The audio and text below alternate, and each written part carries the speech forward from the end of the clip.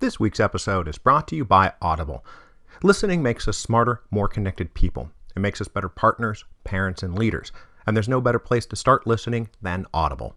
Audible members now get more than ever before. Members choose 3 titles every month. 1 audiobook plus 2 Audible originals that you can't hear anywhere else.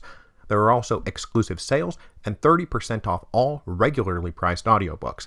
Members also have unlimited access to more than 100 audio-guided fitness and meditation programs to explore all the ways listening on Audible can help improve your mind, body, and soul with entertainment, information, and inspiration. Since we're wrapping up our little introductory run of episodes on Marxism and anarchism, I thought it would be helpful to point out that you can get a lot of Marx on Audible. The first volume of Capital, the collected writings of Marx and Engels, that sort of thing. These writings can be sloggy at times, which is one of the things that makes audiobooks so great. Having it read to you out loud often makes it much easier to actually get through the material. I also searched around for Bakunin, and you can get God and the State, so it's good and fun to read this stuff, and then you can decide for yourself what all the fuss is about. So start listening with a 30-day Audible trial, and your first audiobook plus 2 Audible originals are free. So visit audible.com/revolutions, or text revolutions to 500-500. That again is audible.com, audible/revolutions, or text revolutions to 500-500. Hello, and welcome to Revolutions. Episode 10.6, True Liberty, True Equality, and True Fraternity. Last time, we did the life of Mikhail Bakunin, the professional Russian revolutionary who began his career as a pretty standard-issue socialist and nationalist, but who then returned from a long period of confinement and one circumnavigation of the globe as a committed anarchist. Today, we are going to discuss the basic tenets of Bakunin's anarchism, how he came to hold these ideas, the end state he was working towards, and the means by which he hoped to achieve it, leaving off for next week the main compare and contrast session between Bakunin's anarcho-collectivism and Marx's scientific socialism. Okay, so the first thing we need to do is establish what we mean by anarchism and anarchy. Well, it is a word constructed using some good old-fashioned Greek, which is what we always love to do when it comes to political terms. Where monarchy is rule of the one and oligarchy is rule of the few, anarchy is rule of the none. It can be literally translated as the absence of a ruler. Now, because anarchy means absence of a ruler, it is common to use the term as a synonym for chaos or disorder. But this is not what anarchists mean by anarchy. And they will tell you frankly that if you think absence of a ruler necessarily means violent chaos, then that means that you have been brainwashed by the ideological airs of Thomas Hobbes, who believe that absent the iron hand of Leviathan, life will be nasty, brutish, and short. Anarchism does not mean disorder and chaos. Anarchists are not opposed to associations or organizations or administrations. Quite the opposite. They just don't want any more rulers. No more hierarchies, no more inequality, no more exploitation, no more bosses. Anarchism emerged from the attempt to answer the social question in the wake of the French Revolution. Running from the early utopian socialists through Pierre-Joseph Proudhon, who was the first to call himself an anarchist, these early anarchists believed that the real problem was coercive hierarchies, whether political, economic, or social. That the unequal distribution of wealth and power led to a few being masters while everyone else was a slave. So they wanted to create new forms of economic and political organization that stressed voluntary association and mutual cooperation where all the members would be free and equal. No one person could own all the means of production or claim the lion's share of the produce. Instead, everyone would share equally in the bounty of their collective labor. Now, there is a branch of anarchism that runs from this guy Max Stirner through Benjamin Tucker that is called individualist or egoist anarchism, but that's not the branch we're going to be talking about today. We will instead be dealing with the communitarian branch of anarchism that Bakunin was a part of. Though these guys stress the fundamental sovereignty of the individual, they believe that the proper place of humans was in a group, mutually cooperative, and sharing in the burdens of producing and distributing the necessities of life.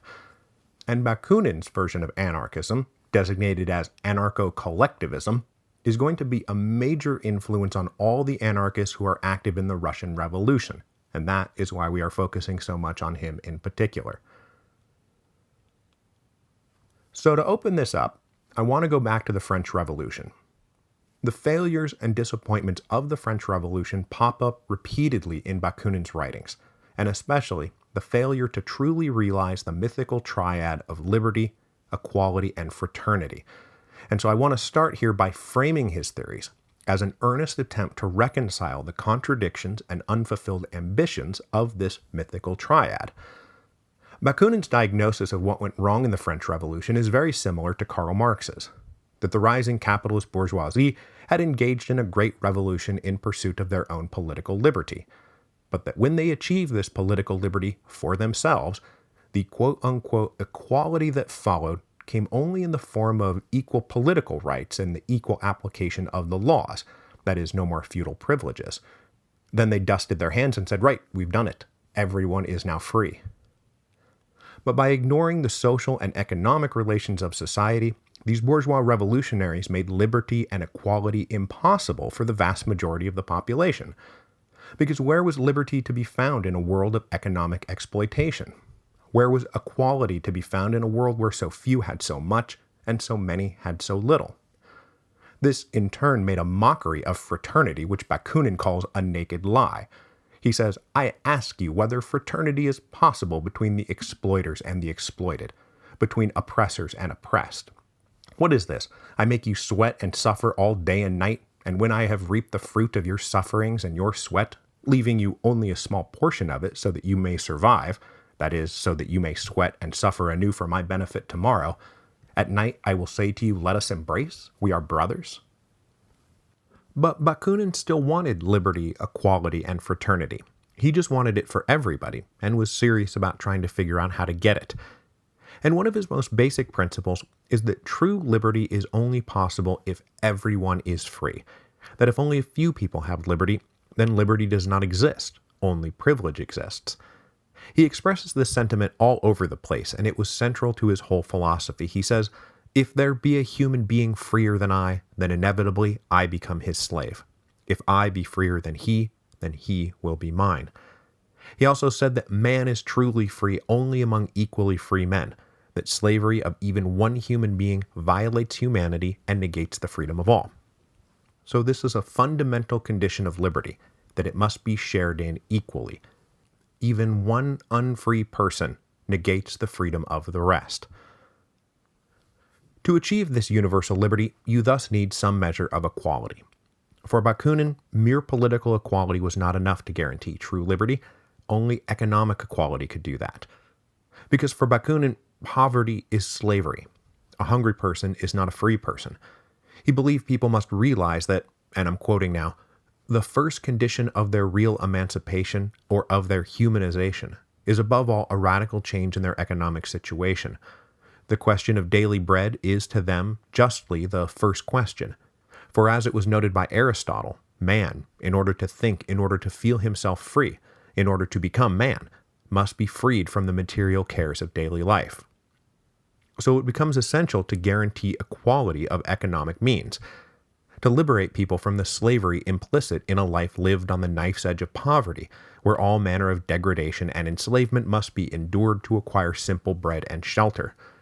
So to create equally free individuals, to create universal liberty, you must eradicate the unequal distribution of wealth. For Bakunin, the connection between liberty and equality, and the thing that would guarantee both of them, was the third part of the triad, fraternity. To achieve universal liberty and economic equality, communal fellowship cannot be paper-thin lies that cover up exploitation and injustice, but the real cement that guarantees our healthy, free, and equal flourishing. He says, this solution, which is so greatly desired, our ideal for all, is liberty, morality, intelligence, and the welfare of each through the solidarity of all, in short, human fraternity. About this fraternity, Bakunin agrees with Marx that going back to the dawn of time, humans have been fundamentally social and cooperative creatures, always working in groups. Bakunin despised Rousseau, who he called the most malevolent writer of the past century, in part for helping popularize the insane notion that a free person in the state of nature was just all by themselves. Bakunin believed arguments that idealized and lauded egocentric individualism were ignorant of nature and history. For Bakunin, Rousseau's idea that the act of coming together in a social group was the moment humans lost their liberty was preposterous. Bakunin says, society, far from decreasing their freedom, on the contrary, creates the individual freedom of all human beings. He says society is the root, the tree, and liberty is the fruit. But how can this be? Surely in coming together we limit some measure of our own individual autonomy. Well, Bakunin says, imagine a person endowed with the most inspired powers by nature, cast out from all human society into a desert since infancy. If they do not miserably perish, which is the most probable result, they will become nothing but a boar, an ape, lacking speech and thought. So the individual outside of society is not living a life of free liberty. They are most likely already dead, and if not, they are ignorant brutes, slaves to mere instinct and hunger, without the ability to form complex thoughts. Bakunin says only in society can they become a human being, that is, a thinking, speaking, loving, and willful animal. So to wrap up this section, Bakunin says, what we demand now is the proclaiming anew of the great principles of the French Revolution, that every human being should have the material and moral means to develop all their humanity, and that what he wants is to, and I'm quoting here again, to organize society in such a manner that every individual, man or woman, should find upon entering life approximately equal means for the development of his or her diverse faculties and their utilization in his or her work. So Bakunin has no problem with the unequal distribution of talent or intelligence or gifts. He does not expect or want people to become hive insects. I mean, he's an anarchist. That's not what he wants at all. He, in fact, wants to eliminate political, economic, and social inequality because those things tend to prohibit the free exercise of all those individual talents and gifts. So what Bakunin wants for every individual person is to live in a society of universal liberty, made possible by economic equality, working in a spirit of human fraternity. Liberty, equality, and fraternity. This is the essence of his anarcho-collectivism. So we move now to how Bakunin hopes to bring this about. What needs to happen? What needs to be torn down? And what needs to be built up in its place? To start this discussion, we need to go back to Bakunin's early student days and his initiation into the mysteries of German philosophy. As I said last week, Bakunin discovered Hegel while he was still a student in Moscow, and he was so taken that he was the first person to translate some of Hegel into Russian. Then Bakunin went off to Berlin in the early 1840s to dive even deeper into the mysteries of German philosophy, but he wound up, like his slightly younger contemporaries, Marx and Engels, following the more progressive and radical path of the young Hegelians. Now, there is just too much to say about all this, but I want to draw out two main points. First, again like Marx and Engels, Bakunin was specifically influenced by their slightly older philosophical contemporary, Ludwig Feuerbach, and came away a convinced materialist atheist. He believed the material world and its physical and social manifestations were the key to understanding everything. So Bakunin is a materialist. The other point is that, like Marx and Engels, Bakunin also emerged strongly influenced by dialectical reasoning. But he was mostly fascinated with the second step of the process, the negative, the negation, the antithesis, and he came to associate the existing conservative states of Europe with the positive thesis, and revolutionaries such as himself with the negative antithesis. He also disagreed with Hegel and Marx on one critical point. Both Hegel and Marx presumed that the concluding synthesis would retain elements of the conflicting thesis and antithesis, that there would be some measure of preservation. Bakunin did not. He believed their conflict would result in the mutual destruction of both, with something wholly new emerging from the aftermath. So his was a dialectical process of mutual destruction, allowing for the emergence of a transcended novelty that preserved nothing of either. For Bakunin, the process of destroying the inert, immobile, and oppressive political and economic regimes of Europe must be total.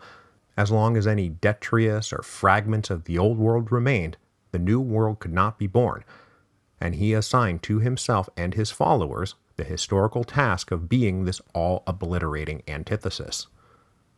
So part of Bakunin's desire to wipe the world clean of all existing political, economic, and social structures comes from this early Hegelian philosophy, but it also comes from his materialist and proto-sociological understanding of society.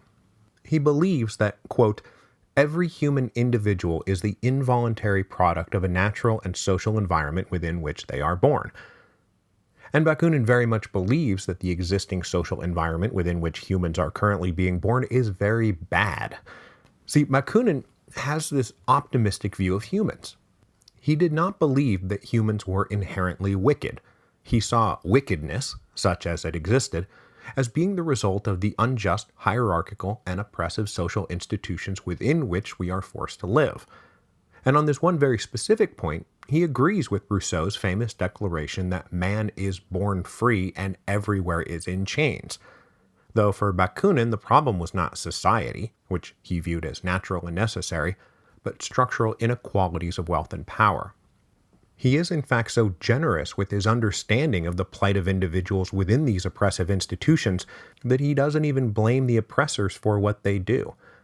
He says, all the revolutionaries, the oppressed, the sufferers, victims of the existing social organization, whose hearts are naturally filled with hatred and a desire for vengeance, should bear in mind that the kings, the oppressors, exploiters of all kinds, are evildoers who are not guilty, since they too are involuntary products of the present social order. So this is very hate the sin, not the sinner stuff. And the sin is power, inequality, the state, the church, and the institutions that support them. So this puts Bakunin in an interesting place, because as he has made this diagnosis that humans are basically good, but the social hierarchies are evil, he aimed all of his revolutionary energy at the social institutions that bound everyone together in an unjust system, not the people who benefited from those systems. And he was actually critical of those who wanted to aim their revolutionary energy at people, not institutions. He saw this as immoral, unfair, counterproductive, and not even historically sound. In a discussion of the violence in the course of the French Revolution, he says, in general, we can say that carnage was never an effective means to exterminate political parties. It was proved particularly ineffective against the privileged classes, since power resides less in men themselves than in the circumstances created for men of privilege by the organization of material goods. And then he says further, the dreadful guillotine of 1793, which cannot be reproached with having been idle or slow, nevertheless did not succeed in destroying the French aristocracy. The nobility was indeed shaken to its roots, though not completely destroyed, but this was not the work of the guillotine. It was achieved by the confiscation of their properties. And I don't think he's wrong about this. The confiscation and redistribution of the national lands, which became such an issue after the Restoration, did far more to undermine the feudal aristocracy than the guillotine, which we must also remember was usually used against peasant and middle-class rebels, not the high nobility. So Bakunin concludes from this, to make a successful revolution, it is necessary to attack conditions and material goods, to destroy property and the state. It will then become unnecessary to destroy men. So this means there are a lot of institutions that need to be destroyed. And he lists them in various manifestos and programs, and I'll just give you a full stream blast of all of this and then pull out two particular points for special attention. So when the revolutionaries begin their run of institutional destruction, Bakunin says we must tear down all governments, all existing criminal, civil, and legal codes, any centralized bureaucracy, all permanent armies and state police. We must put an end to established religion in all forms, and if churches exist, they ought not have political rights, tax exemptions, nor be given control of education. Bakunin called for the abolition of what he called the legal family, which was built around oppressive and unjust systems of marriage and inheritance. He called for the mass cancellation of private debt, the abolition of all taxes. He wanted to burn all property titles and deeds of inheritance. He wanted to confiscate the means of production, all church property, all state property, and any precious metal held by individuals and families, and hold all of that together in common ownership. Anything that contained any seed of coercive hierarchical relations had to be destroyed. So that's quite a list. But I want to highlight two things, one economic and the other political.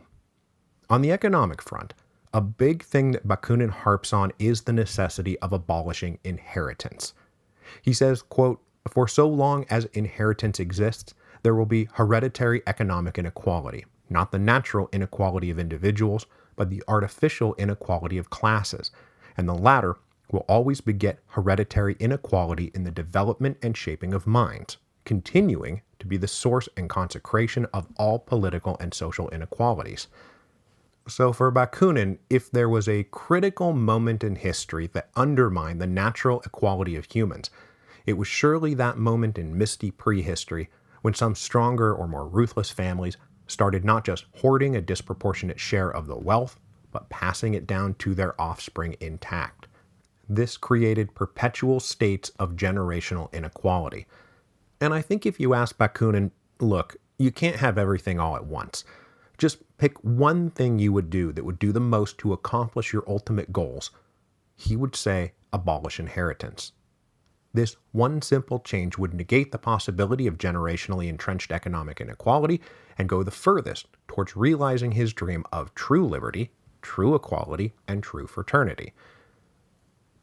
Politically, I must point out that Bakunin bore a special hatred for this thing called the state, which he saw as the abstracted political power structure that pretends to be simply an expression of communal society, but is in fact a thing unto itself with its own interests. He saw all presently existing states in Europe as a form of monarchy, that is, rule by the one, because the state itself, whether an authoritarian dictatorship or a liberal parliamentary democracy, holds all power and coercive authority, and then ruthlessly steamrolled everyone in pursuit of its own interests. Bakunin says, there is no horror, no cruelty, sacrilege, or perjury, no imposture, no infamous transaction, no cynical robbery, no bold plunder or shabby betrayal that has not been, or is not daily being perpetrated by, the representatives of the states, under no other pretext than those elastic words, so convenient and yet so terrible, for reasons of state. For Bakunin, states were criminal enterprises.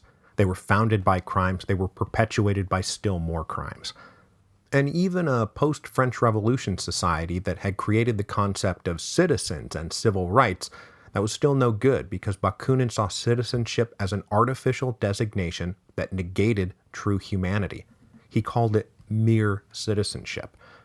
By forming itself only of citizens, and caring only about its obligation to people as citizens, the state denied its duty to people as human beings, and certainly took no moral interest in them at all if they were not citizens. So for Bakunin, the state, therefore, is the most flagrant, the most cynical, and the most complete negation of humanity. It shatters the universal solidarity of all men on earth, and brings some of them into association only for the purpose of destroying, conquering, and enslaving the rest. So Bakunin hates the state. He hates state power. It's why an alternative name for his program is stateless socialism, and it's part of the crux of his coming beef with Marx, who Bakunin believed was a proponent of state socialism. So we'll end today with what Bakunin thought the alternative to all this was. What anarcho-collectivist stateless socialism would look like once all the old systems of power had been destroyed. And he did have a number of thoughts about this, most succinctly sketched out in the Revolutionary Catechism and the Program of the International Brotherhood, which were both written in Italy in the 1860s.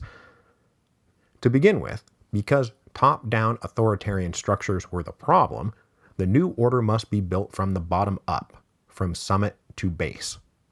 So the core unit of anarcho-collectivism was the autonomous commune, formed voluntarily by the capital P people. These anarchist communes, really just the existing cities of Europe, would cease to recognize all existing authority and law and reform themselves on the basis of collective ownership, collective labor, and collective decision-making.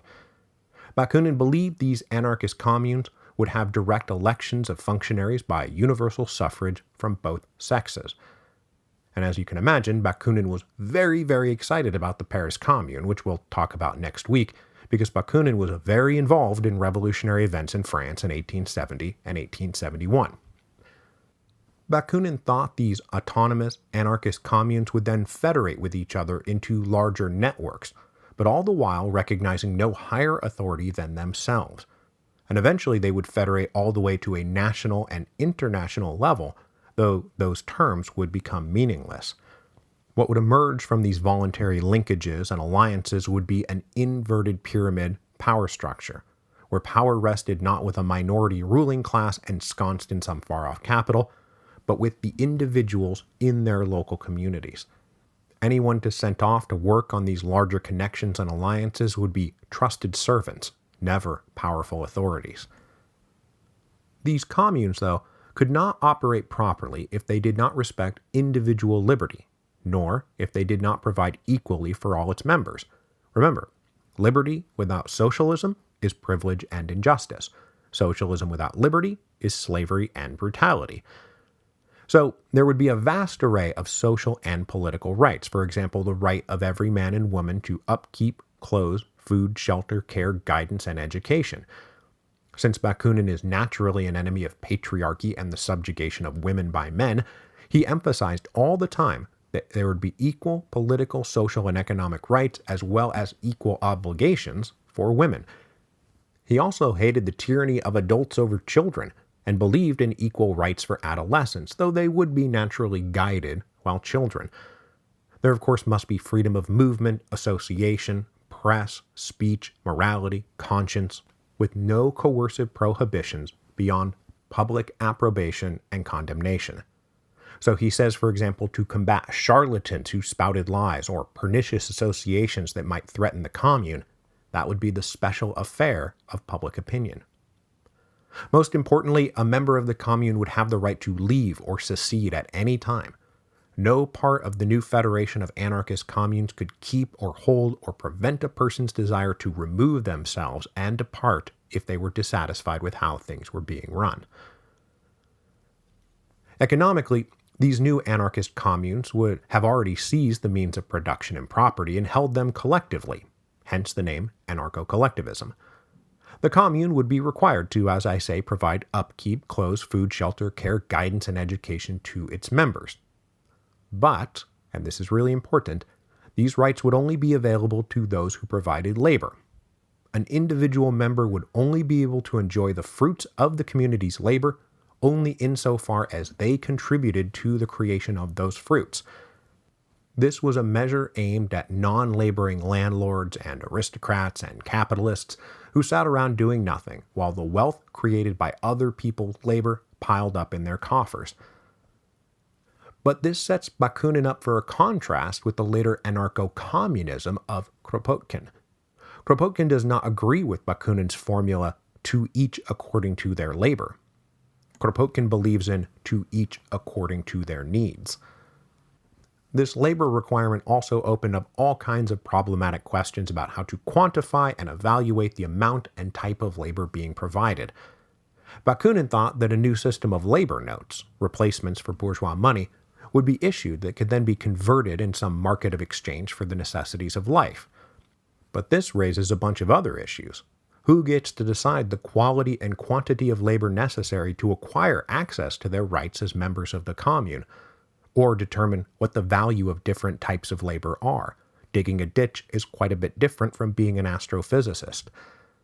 So Bakunin suggests maybe some democratic committee would be in charge of those decisions, except whoops, now you're vesting authoritative power in some small group who is deciding who is worth what. This is the kind of thing anarchists are still arguing about to this very day.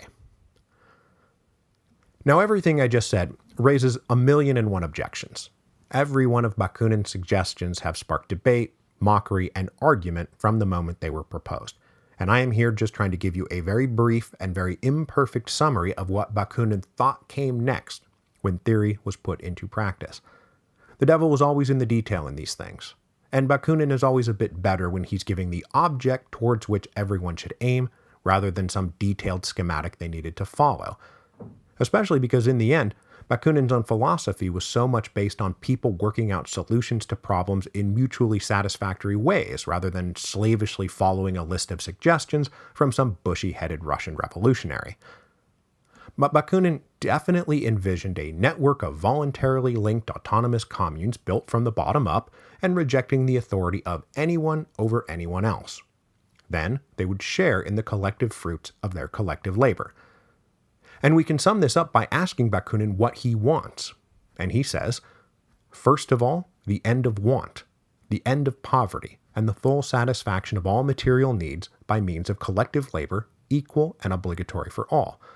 And then, as the end of domination and the free organization of the people's lives in accordance with their needs, not from the top down, as we have with the state, but from the bottom up, an organization formed by the people themselves, apart from all governments and parliaments, a free union of associations of agricultural and factory workers, of communes, regions, and nations, and finally, in the more remote future, the universal human brotherhood, triumphing over the ruins of all states. That is the dream that Bakunin dreamed. Next week, we will close out this little prologue section of the Russian Revolution with Marx and Bakunin both in the International Workingmen's Association, where they were both dreaming the same dream, but arguing fiercely over strategy and tactics, methods, organizations, and then ultimately personalities. It was an argument they would still be having right up to the moment of their deaths. Their dreams never realized, but also not dying with them.